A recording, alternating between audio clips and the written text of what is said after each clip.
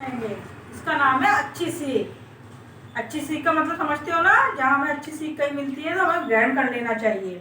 तो एक बूढ़ा आदमी था, उसके 4 पुत्र थे। एक बूढ़ा आदमी था, उसके 4 बेटे थे। ठीक है, वे आपस में लड़ते थे।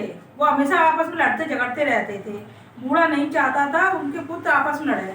तो बूढ़ा व्यक्ति था ना, वो नहीं चाहते थे उनके पिता वो चारों भाई आपस में झगड़ा करें। वो चाहते थे प्यार से रहें, तो वो चारों भाई आपस में लड़ते रहते थे। एक दिन कुछ पतली लकड़ियों का गट्ठर ले आया।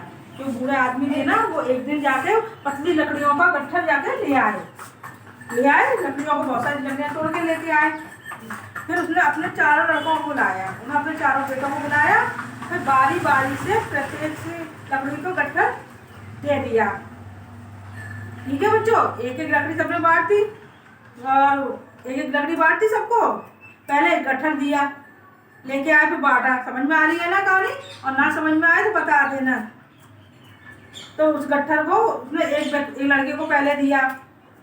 ठीक है, उसने उससे कहा इसे तोड़ो, वो नहीं तोड़ पाया। फिर दूसरे को दिया, वो भी नहीं तोड़ पाया। फिर तीसरे को दिया, वो नहीं तोड़ पाया। चौथे को दिया, वो नहीं तोड़ पाया। ठीक है, तो उस बूढ़े आदमी ने उसमें से लकड़ियां निकाली। उस गट्ठर को उसने खोल दिया, लकड़ियों गट्ठर को खोला, उसमें से लकड़ियां निकाली। फिर एक एक लकड़ी चारों बेटों को दे दी।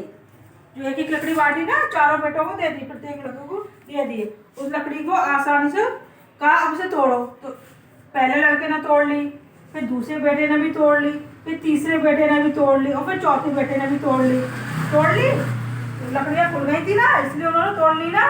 समझ में आ रही है ना बच्चों?